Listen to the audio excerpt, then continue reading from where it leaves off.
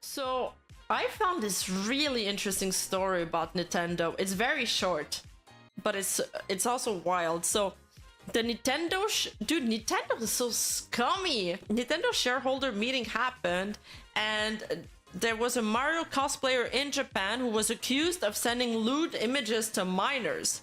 The shareholder wanted to know what Nintendo can do about incidents like this, but the question was censored in the official transcript of the event. Nintendo pledges quote-unquote action over inappropriate use of its characters, so players not made to feel uncomfortable. So that's completely separate, and it's got to do with, what's her name? Is that Bowsette? And the readers added context to this and said the statement was in response to a question from the shareholder meeting in regards to a Mario cosplayer in Japan accused of sending unsolicited lewd pictures to a minor.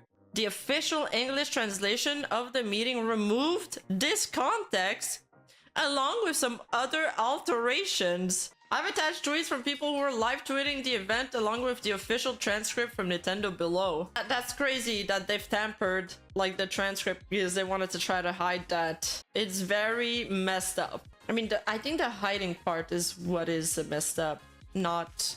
I mean, they don't have control over that Mario cosplayer. Nintendo seems to have made other changes to the transcript as well. For example, they removed mentions of Apple plus iPhone in the question about AI, and YouTube in the question about leaks. Instead, I wonder if the question about leaks is because recently there's been a major leak and a major data breach that happened on the equivalent of YouTube. Nico is a Japanese video hosting service, and so it's like the YouTube of Japan, okay? It's huge. It's absolutely huge. And they got leaked. Like, all of it. Like, everybody that's... It's like if YouTube got hacked and everyone who's ever worked with YouTube, all the creators that are monetized, that submitted their tax info, all of it, all of that data is leaked. So I'm assuming, I'm not sure, that the question may be in regards of YouTube safety concerns. Like, could this happen on YouTube?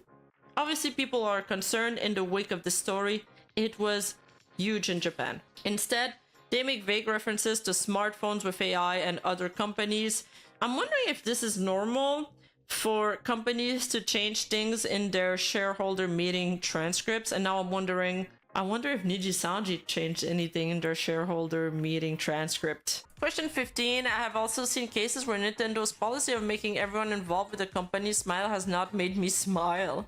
I have also heard stories of cosplayers of Nintendo IP sexually assaulting minors on social media. There are also victims of malicious influencers and aggregator sites. I would like to hear what kind of messages will be sent out to reduce cases of people losing their smiles. Regarding the basic policy of making people smile, I would like to know what Nintendo will do about cases where people are not used to smiling, such as sexual assaults on cosplayers and assaults by business partners, and the existence of people who target minorities and take away their smiles. I understand that Nintendo sees itself as a company that aims to put smiles on the face of everyone it touches. Unfortunately, I sometimes come across cases on social media where Nintendo IP and games are used inappropriately. I feel that this kind of behavior poses the risk of damaging the value of Nintendo's IP, so I'd like to know how you handled such cases. This is a legit question. Why did they remove that? This one's a legitimate concern.